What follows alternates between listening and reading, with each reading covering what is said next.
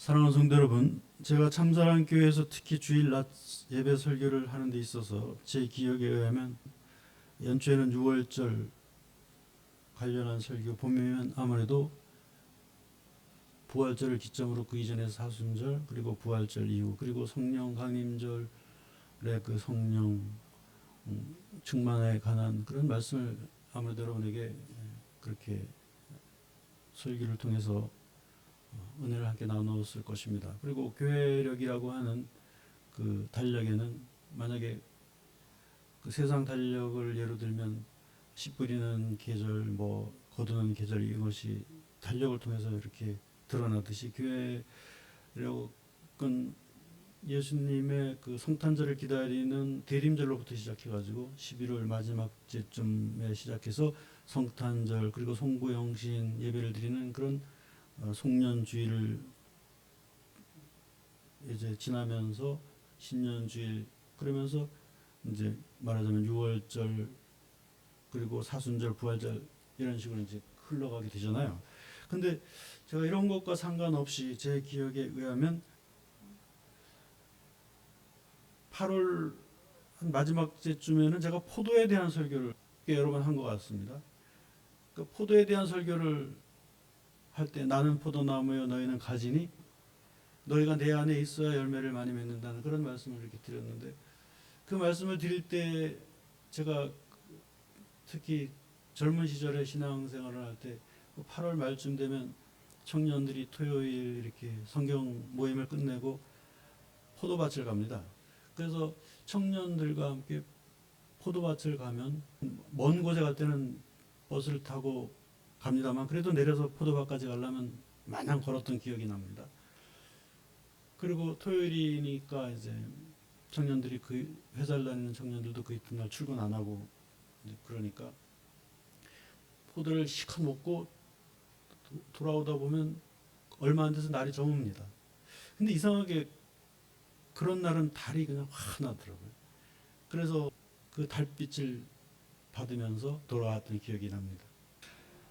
제가 무슨 말씀을 드리려고 하냐면, 그 오늘 본문도 제가 요맘때 이상하게 풍랑에 대한 설교를 하더라고요. 그리고 오늘 이번 주에도 설교를 준비하려고 성경을 넘기는데 이 구절에서 이렇게 성경이 넘어가지가 않는 거예요. 그래서 제가 이 풍랑에 대한 설교를 왜 자꾸 하나, 그런 생각을 해보니까 제가 풍랑을 많이 겪어서 그런 것 같아요. 여러분 이해가 잘 안 되시겠지만, 제가 이 풍랑에 대한 설교를 이맘때쯤이면 본문을 정하다가 자꾸 이 본문 말고도 다른 풍랑에 자꾸 눈이 멈추는 것은, 뭐 죄송한 얘기지만 저보다 더한 사람도 많지만, 그러나 제 나름대로 풍랑을 많이 겪어본 사람이라서 자꾸 이 본문에 눈이 멈추는 것이 아닌가, 그런 생각을 해봅니다. 그러면서 내가 풍랑을 겪어보지 않았다면 성도님들이 겪는 풍랑을 이해하지 못했을 수도 있겠다, 이런 생각도 해봅니다. 뭐 제가 얼마나 뭐 이해를 하겠습니까만은 그나마 그런 생각을 해보게 됩니다. 그리고 이 아까 절기 얘기를 말씀드렸습니다만, 그 절기 중에서 우리가 아쉬운 것이 있어요. 뭐냐면 그 몇 가지가 있는데, 제가 볼 때는, 제가 지금은 어떤지 모르는데 하여튼 전에는 새벽 기도 전에 도시에도 이렇게 교회 차인벨 소리가 이렇게 울렸어요. 찬송 소리가 도시를 이렇게 뒤덮었죠. 그런데 언젠가 이제 시끄럽다는 그런 민원이 많이 들어와서 차인벨 소리는 없어졌어요. 그런데 시골에 있는 그 종소리는 아마 지금도 날 거라고 저는 믿고 있습니다. 시골 사람들은 그렇게 까다롭지 않으니까 새벽 예배를 알리는 그 댕그랑댕그랑하는 교회 종소리가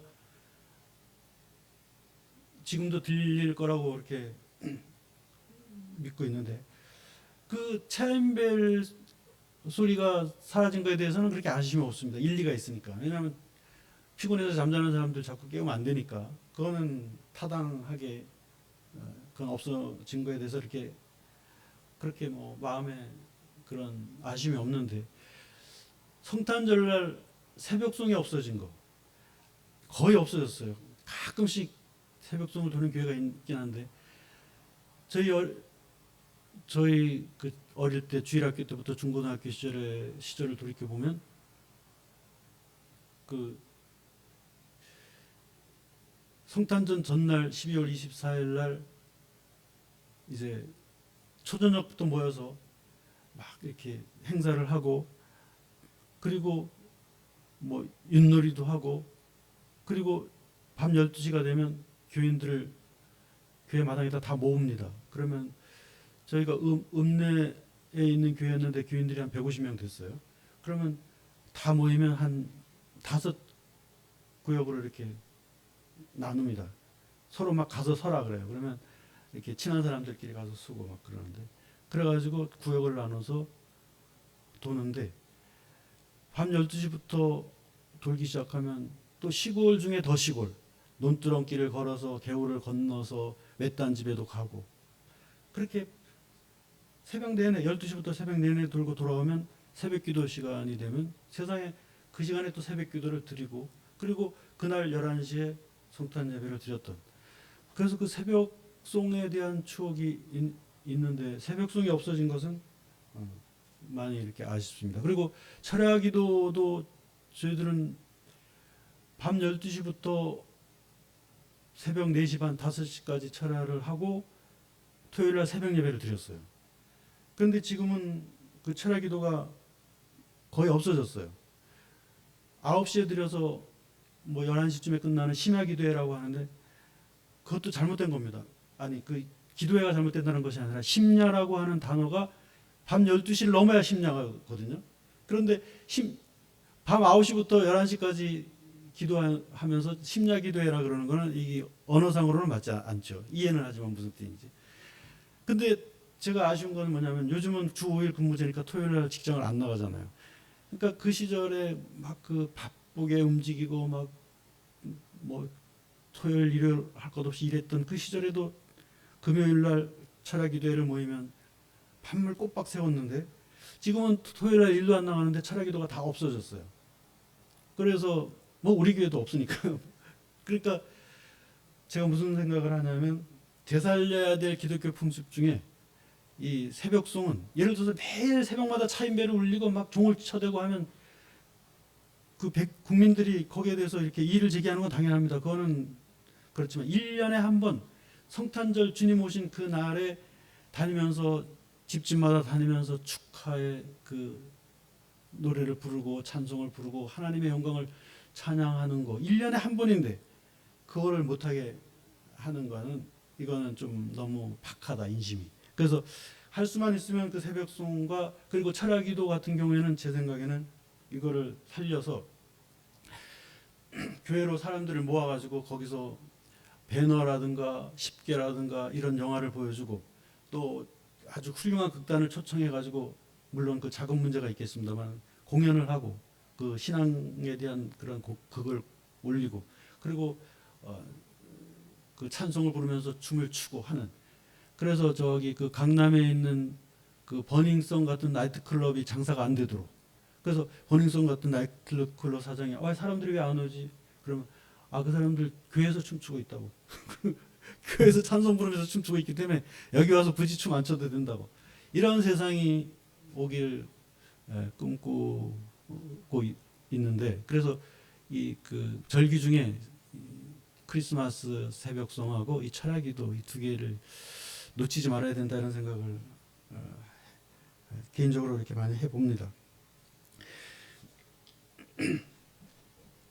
근데 아까 제가 말씀드렸듯이 이런 절기와 관계없이 제가 참선한 교회에서 설교를 한 주제 중에 해마다 8월 마지막 주쯤에는 요한복음 15장에 기록하고 있는 포도나무와 가지에 가는 설교를 이렇게 했고, 앞으로도 하겠습니다만, 물론 뭐 같은 내용으로 하진 않습니다만, 그러나 그 본문과 주제를 가지고 여러분에게 설교를 할 계획입니다. 올해는 물론 건너뛰었지만요. 그리고 이제 오늘 아까도 말씀드렸지만 오늘 본문 그 풍랑이 이는 본문에 대해서는 꼭 이맘때 되면 제가 이 설교를 하는데 또 난감했던 게 뭐냐면 그 풍랑의 피해가 없으면 하는 그런 바람이죠. 풍랑의 피해라는 게 또 무섭잖아요. 그래서 오늘 그 본문의 전후 배경을 제가 살펴보면 이렇습니다. 각설하고 이제 본문으로 들어가면 그렇습니다. 3차에 걸친 목숨을 건 이방 전도를 마치고 예루살렘으로 올라간 바울은 유대인들의 핍박과 살해 모의를 아는지 모르는지 이제 위험에 처해 있는 그런 상황이 됩니다. 사도행전 그 오늘 본문 이전의 그 내용을 이렇게 쭉 읽다 보면 40명의 유대인들이 바울이 죽기 전에는 내가 밥을 먹지 않겠다. 바울을 죽이기 전에는 우리가 물도 마시지 않고 밥도 먹지 않겠다 하는 40명의 특공대가 예루살렘의 길목에 숨어 있었습니다. 그래서 어떻게 거의 99% 죽은 목숨이죠. 바울이 예루살렘으로 올라간다는 소식을 알고 40명이 그 매복하고 있었으니까. 그리고 그 시대에는 막 직결 처형이니 뭐 그리고 뭐 힘 있는 사람들이 막 꾸며가지고 이렇게 죄를 뒤집어 씌우면 되니까 바울은 꼭 죽게 생겼습니다. 그런데 바울에게 누이가 있었다는 구절이 사도행전에 한 군데가 나오는데 그 누이의 아들 생질, 그러니까 조카가 바울이 가말리엘 유대 랍비의 그 유명한 가문의 출신이니까 아마 그 매형이나 그 조카도 큰 그런 유대인들 중에서는 좀 지위가 있는 사람들이었던 것 같아요. 그래서 그 정보를 알고 천부장에 가서 일릅니다. 우리 삼촌이 죽게 생겼는데 구해달라. 그래서 천부장이 바울을 이렇게 부르는 과정에서 유대인들과 맞닥뜨리게 될 때 유대인이 바울을 내놓으라고 하니까 바울이 나는 로마 시민권자인데 나를 저 사람들에게 내놓을 이유가 없다. 나는 로마에 가서 재판을 받겠다. 그렇게 해서 천부장이 로마 시민권자는 절대로 여기서 특히나 이 즉결 처형 같은 것은 큰일 난다. 이 로마가 가만히 있지 않는다. 그렇게 해서 이제 바울이 그 로마로 떠나게 되는 과정이 사도행전에 기록이 되어 있습니다. 그래서 벨릭스라고 하는 총독이 처음에 바울을 데리고 갔는데 거기서 로마로 바로 보내지 않고 2년을 데리고 있으면서 바울을 불러내가지고 네가 하는 얘기가 뭐냐 들어보자. 이렇게 여러 번 들었어요. 그래서 우리도 성경을 읽을 때 이 벨릭스가 복음을 받아들이고 구원을 받으려나 보다. 바울이 벨릭스에게 구원을 선포하는 그런 복음의 그런 은혜가 임하는 그런 기회가 되겠구나. 그랬는데 어쩐 일인지 벨릭스가 2년 동안 그렇게 듣고도 다음에 또 듣자, 다음에 또 듣자 그러면서 왜 그런가 하고 성경을 읽어보니까 벨릭스가 바울을 불러낸 것은 바울로부터 뇌물을 받을 그런 국리를 하기 위해서라 이렇게 되어 있습니다. 뇌물을 좀 받기 위해서 바울이 그래도 유력한 유대인들 중에 유력한 사람이라는 걸 알고 그랬는지 바울로부터 뇌물을 받기 위해서 2년을 붙잡아두고 로마로 보내지 않았다가 이제 그러고 나서 다시 2년이 지나서 총독이 바뀌면서 바울이 이제 결정적으로 배에 오르게 됩니다. 그런데 여기에 누가와 아리스다고가 자원하게 됩니다. 그러니까 말하자면 재판받으러 가는 길에 바울이 혼자 갈 수도 있는데 누가가 함께 가면서 사도행전을 기록하고 그리고 아리스다고는 이미 전에 바울로 인해서 소동이 일어났을 때 바울이 막 군중들에게 끌려가는 것을 타나서 가지고 자기가 대신 끌려갔던 그런 사람이었습니다. 그래서 바울에게는 언제나 그 뭐랄까요, 그 호위병과도 같은 그런 그런 바울의 그런 보호자로서 항상 바울을 따랐던 사람인데 이 그 로마로 가는 길에도 함께 했습니다. 그러니까 바울은 혼자가 아니었던 것이죠. 거기다가 성령님이 함께 하셨으니까. 그러니까 누가와 아리스다고와 성령님이 함께하는 그런 길이었습니다.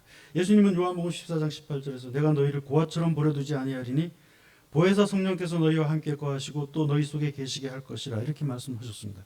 그러므로 여러분 우리는 절대로 혼자가 아닙니다. 절대로 혼자일 때도 혼자가 아닙니다.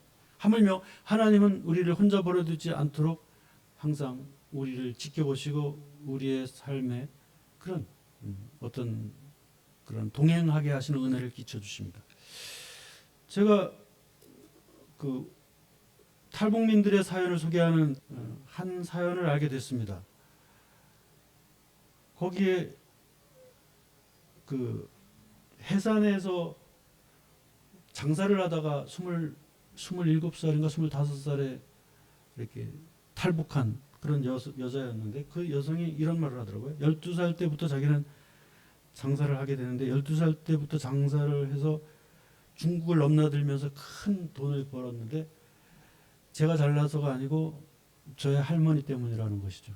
그러면서 그 할머니 얘기를 하는데 그 아버지가 이 아이가 11살 때 이 여자아이가 11살 때 어머니가 죽고 한 달 후에 아버지가 자기를 데리고 해산이라고 하는 그런 그 북쪽에 있는 해산역에 양강도의 그 도청 소재지죠. 해산이 큰 양강도에서 제일 큰 도시 한경북 남도 밑인가 바로 옆인가 그렇습니다.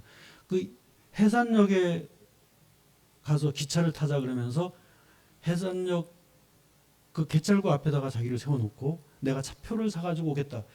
그러고 아버지가 가서 안 오더라는 거예요. 근데 그때가 겨울이라 가지고 영하 30도의 추위가 몰아치는데 개찰구에 뭐 문이 제대로 붙어 있을 리가 없는 그런 상황에서 이 여자의 얘기는 3일을 그대로 서 있었다는 겁니다. 그 왜 그러면 어디 따뜻한데 피하기라도 하지 왜 서 있었냐고 사회자가 물으니까 아버지가 와서 나를 못 찾으면 어떡하냐. 그래서 서 있었다. 아버지가 안 올 거라고 생각 안 했냐. 절대로 아버지가 나를 버릴 사람이라는 생각은 추호도 하지 않았다. 그래서 아버지가 올 것을 믿고 기다리다 보니까 3일을 서 있었다. 3일을 서 있으면서 어떤 일이 있었냐고 물으니까 손가락 발가락이 다 동상에 걸리고 그래서 온몸이 다 그냥 식어버리는 그래서 그 자리에서 죽어가는 상황에서 그 주변에서 식당을 하는 할머니가 너 이러다가는 죽겠다. 아버지가 널 버리고 갔다. 그러면서 자기를 끌어안고 식당으로 데려갔다는 겁니다. 그래서 식당으로 데려가가지고 이 할머니가 그 동상 걸린 것도 다 치료해주고 손가락을 자르라고 하는데도 할머니가 의사에게 막 돈을 더 줘가면서 더 그 손가락을 자르지 않는 그런 할머니의 그런 막 눈물 어린 호소로 나는 자를 수밖에 없지만 그러면 나보다 더 훌륭한 의사를 내가 불러오겠다. 그래서 돈을 많이 식당에서 번 돈을 막 갖다가 주니까 마침 거기에 무슨 외국에서 온 의사가 하나 있어서 데려다가 손목을 자르지 않았다 이런 말도 하더라고요. 그러면서 할머니가 자기를 학교에 보내줘서 훌륭한 사람으로 키워주고 싶어 했는데 자기 호적이 없더라는 거예요. 그래서 자기 고향의 할머니가 연락을 해봐도 고향의 그 행정처에서도 아버지하고 이 소녀의 이름이 없다 그래가지고 학교를 보낼 수가 없어서 장사를 시켰다는 겁니다. 근데 이 소녀가 아주 큰 장사꾼이 되어가지고 돈을 많이 벌어서 할머니한테도 엄청 막 효도를 하고 그랬다 그러더라고요. 여러분 이 소녀가 아버지가 절대로 나를 찾아올 거라고 굳은 믿음을 가지고 그 영하 30도의 추위에서 밤낮 아무것도 먹지 못하고 그 꽃거지가 주는 그런 두부밥을 한 번 얻어먹고 그래서 굶어 죽지 않았다는 말도 하더라고요. 그러니까 서서 혼자 그렇게 있었을 때 혼자가 아니었습니다. 거지를 보내가지고 거지가 먹는 밥을 먹여주고 거지한테 밥을 얻어먹었대요 한 번.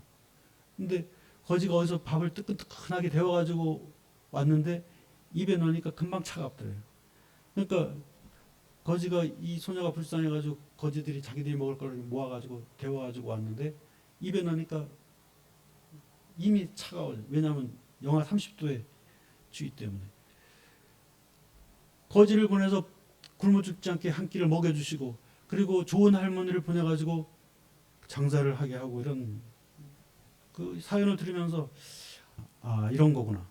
거기에도 하나님이 그냥 혼자 두지 않으셨구나. 그런 생각을 하면서 그 얘기를 들었던 적이 있습니다.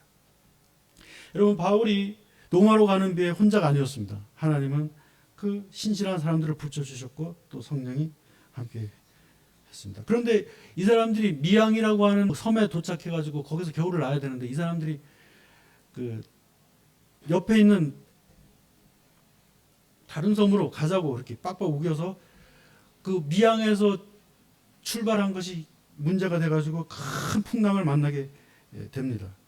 어마어마한 풍랑을 만나게 되는데 유라굴로라고 하는 풍랑인데 살 가망이 없는 그런 계속 휘몰아치는 그런 풍랑 속에서 다행히 배가 뒤집어지지 않고 거기서 아무것도 못 먹고 그런 상황이 벌어지게 됩니다. 그때 바울은 미양에서 여기서 겨울을 나야 된다 그랬는데 이 사람들이 옆에 있는 더 큰 섬으로 가가지고 우리가 겨울을 여기는 불편하니까 그리고 거기가 뭐 먹을 것도 많고 뭐 쉽게 술집도 있고 그러니까 거기 가서 겨울을 지내다가 가야 되겠다. 그래서 빡빡 우이고 가다가 문제가 됐던 겁니다. 여러분, 우리는 그 편안하고 안전할 때도 또 어쩌면 심심할수록 그것을 은혜로 생각해야 됩니다. 여러분, 심심한 게 은혜입니다. 뭐를 막 재미있으려고 인생을 행복하려고 굳이 그럴 필요 없습니다. 그냥 행복이 뭔지 모르는 게 행복입니다. 그냥 심심한 게 그게 은혜입니다. 그래서 제가 왜 심심한 게 은혜인지 제가 성경 구절을 통해서 말씀드려 볼게요. 마가복음 13장 14절에 이런 말씀이 나와 있습니다. 그날에 멸망에 가증한 것이 너희에게 다가올 때 너희는 산으로 도망치되 지붕에 있는 자들은 집에 있는 것을 가지러 집에 들어가지 말며 밭에 있는 자들은 겉옷을 가지러 뒤를 돌이키지 말되 이 일이 겨울에 일어나지 않도록 기도하라. 그러니까 심심하지 않는 날이 오면 뒤돌아볼 새도 없이 쫓기는 그런 시간이 오면 심심할 때가 행복이었다. 이거를 알게 된다. 이런 의미로 제가 말씀을 드린 겁니다. 그리고 미항이 심심하면 그 사람들이 거기 그 배에 탄 사람들이 276명이었거든요. 276명을 그 미항의 그 모래밭에서 세워놓고 줄다리기도 하고 체육대회도 열고 아니면 그 모래밭에다가 이렇게 선을 그려놓고 장기도 두고 함께 노래도 부르고 관광수월래도 하고 놀다 가면 되지. 뭐 그것을 저 옆에 있는 섬은 더 크고 옆에 있는 섬은 술집도 있고 옆에 있는 섬은 뭐 그러고 앉아서 가다가 큰 낭패를 당했던 것입니다.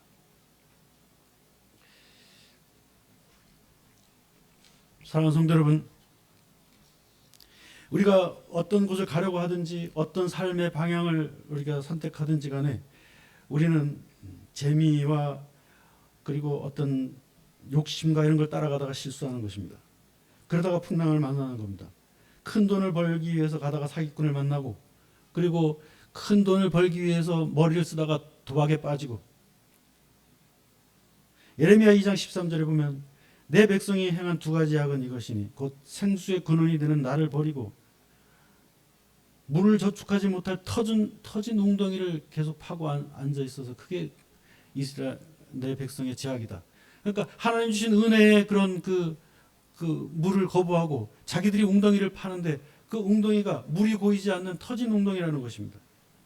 그리고 예레미야 2장 18절에 보면 네가 시올의 물을 마시려고 애굽길에 있으면 어찌미며 네가 그 하수를 마시려고 아수르길에 있으면 어찌미뇨 너의 악이 너를 징계하겠고 너의 패역이 너를 책망할 것이라. 그런즉 너의 하나님 여호와를 버리고 너의 속에 여호와를 경외함이 없는 것이 악이요 고통인 줄 알게 될 것이다. 그러니까 물을 마셔도 하나님이 주시는 은혜의 물을 마시는 것이 아니라 꼭 애굽에서 흘러나오는 탁하고 오염된 물, 먹으면 죽을 수밖에 없는, 지금은 달콤하지만 그러나 그것이 몸에 해로운 그런 물만 찾는 그런 백성들을 향해서 네가 시울의 물을 마시려고 애굽길에 있으면 어찌미며 아수르길에 아수르가 주는 물을 마시고 내가 주는 물을 마다하는 너희들은 어찌 됨이냐 이렇게 경고한 것도 그런 뜻입니다. 그러므로 하나님의 뜻을 저버리고 하나님의 뜻을 소홀히 하고 인간의 욕심과 자만심과 그런 그 수단과 방법으로만 살아가려고 하면 반드시 문제가 생긴다는 사실입니다. 그런데 풍랑이 왔을 때 바울이 이 사람들 다 구원해내거든요. 왜냐하면 풍랑이 왔을 때 풍랑이 어느 정도 잠잠해지니까 그 배가 죄수들이 이제 그 로마로 가는 죄수들이었어요. 다 바울도 죄수였지만, 근데 성경학자들은 이 죄수들이 로마의 원형 경기장에 끌려가가지고 처형을 당할 때 사자와 그런 그 맹수를 앞에 두고 로마의 네로 황제가 그 네로 이전의 황제라고 할지라도 그 로마의 황제들이 그 죄수들이 사자에 물려 죽는 것을 보게 하기 위한 그런 수단이 될 사람들 죄수들이었다고 이렇게 말합니다. 거기에 바울이 섞여 있었던 겁니다. 그런데 이 죄수들이 로마 원형장에 끌려가서 비참하게 죽는 것도 억울하겠지만 그 이전에 죽게 생겼어요. 왜냐하면 풍랑이 끝났을 때 그를 끌고 가던 그 백부장 율리오와 그 부하들이 이렇게 말했습니다. 지금 여기서 배를 댈 수도 없고 여기서 계속 기다릴 수도 없고 죄수들은 지금 틈을 봐가지고 물이 얕아졌으니까 육지로 도망칠 게 뻔한데 우리 인원으로 이 276명이나 되는 죄수들을 막을 수가 없다. 그런데 한 명의 죄수라도 우리가 놓치면 우리가 처형을 당한다. 우리만 처형당하는 것이 아니라 우리 가족도 다 죽는다. 그럼 어떻게 되겠느냐? 의논을 했는데 어떤 결론이 나왔냐면 270명을 그냥 다 칼로 죽이고 그리고 풍랑에서 사람들이 다 죽었다고 보고하자. 그리고 우리만 살아가서 가자. 이렇게 된 겁니다. 그래서 결정이 이제 딱 나는 상황에 이 율리오라고 하는 백부장이 지휘관이 밑에서 부하들이 반대를 해도 율리오가 그렇게 하자면 그렇게 되는 건데 부하들이 다 그렇게 합을 모아가지고 율리오가 당연히 찬성의 도장을 딱 찍고 그러자 이렇게 허락할 줄 알았는데 율리오가 이러는 겁니다. 그렇게 할 수 없다. 그렇게 하지 말아라. 일단 가는 데까지 가보자. 그래가지고 그 결정이 뒤집어지는데 성경은 율리오가 바울이 죽지 않게 하기 위함이라 그랬습니다. 그 275명의 생명이 아까운 것이 아니라 이 율리오가 바울을 살리려고 그랬습니다. 그렇게 정확하게 기록이 되어 있습니다. 그러니까 만약 거기 바울이 없었으면 이 율리오가 그 부하들이 의논한 것에 대해서 100% 그렇게 하자 이랬을 상황인데 그 율리오가 그렇게 하지 못하게 한 이유를 사도행전은 율리오가 바울을 죽이지 않게 하기 위함이라 그랬습니다. 여러분 때문에 죽지 않은 사람들이 이 세상에 많이 있다고 저는 그렇게 생각합니다.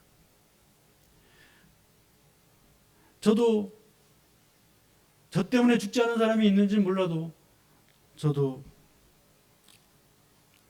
제 아내 때문에 제가 안 죽었을 가능성도 많고 저희 부모님이 딱해서 제가 안 죽었을 가능성도 많고 죽어 마땅한 저를 그냥 자식 죽는 거를 우리 어머니 권사님이 자꾸 기도를 하니까 하나님이 나 죽는 건 하나님이 안 아까운데 그 기도하는 권사님의 그 기도가 자꾸 아까우니까 저를 살려주셨는지 모릅니다. 바울이 275명을 살렸습니다. 그리고 바울이 275명을 살리는 그 과정에서 일어났던 많은 일들이 사도행전에 기록이 되어 있는데 덕을 끼치고 그리고 항상 정말 그 흔들리지 않는 그런 의연함과 그런 정직함과 영향력 있는 그런 모습을 통해서 율리오가 큰 감동을 받았던 것 같습니다. 그리고 마지막에 있던 일이 또 결정적이었습니다. 왜냐하면 마지막에 사람들이 그 군인들이 제수들 다 죽이겠다고 결정하기 전에 하나의 계기가 있었습니다. 왜냐하면 어떤 계기가 있었냐면 그 이전에 그 제수들이 도망갈 찬스가 있었어요. 풍랑이 막 끝나고 나서 어수선해지는 상황에서 똑똑한 제수들이 딱 보니까 여기서 조금만 노력하면 얕은 데로 갈 수 있다는 그런 결론을 얻었어요. 그리고 바다에서 자란 사람들이 정보를 주는 겁니다. 아, 이거 할 수 있다. 근데 그때까지만 해도 군인들이 여기서는 안 된다 이렇게 생각했는데 제수들은 알았습니다. 여기서도 된다. 그래가지고 군인들 모르게 작당을 해가지고 도망가기로 결정을 했어요. 그때 바울이 타나서서 그렇게 말한다. 그냥 있어도 너희들 산다. 하나님이 너희를 살려주시겠다고 했다. 그러나 여기서 움직이면 너희들 죽는다고 했다. 그래가지고 제수들이 도망가기로 다 275명이 다 결의를 했는데 바울이 막았던 겁니다. 그러니까 이 과정도 아마 율리오가 알았을 거예요. 나중에 알았는지 몰라도. 그리고 풍랑이 일어났을 때 바울이 한 일이 뭐냐면 배 밑창으로 가서 하나님께 기도하는데 그 기도 소리를 율리오가 들었을 것입니다. 그 기도가 얼마나 진실하고 자기만 생각하는 기도가 아니라 이 배의 선장과 이 배의 군인들과 배의 제수들 모두를 사랑하는 그 마음으로 한 기도를 율리오가 듣고 감동을 받았던 것 같아요.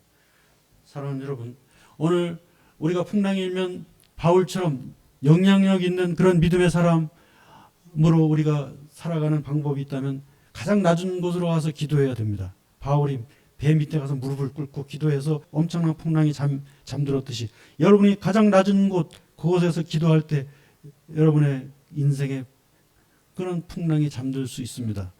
그냥 골방으로 들어가세요. 골방으로 들어가서 기도하세요. 그럼 기도만 하면 안 되고 성경을 읽으세요. 여러분 하나님의 말씀 속에 해결책이 있습니다. 하나님의 말씀 속에도 해결책이 없다면 하나님의 말씀이 아닙니다. 여러분 철학책에는 해결책이 없을 수 있습니다. 지식에는 해결이 안 날 수도 있어요. 세상의 교훈 속에는 어떤 해결도 없을 수 있습니다. 그러나 여러분 성경에는 해답이 있습니다. 그러므로 골방에 가서 기도하고 성경 읽고 하나님을 향해서 호소하세요.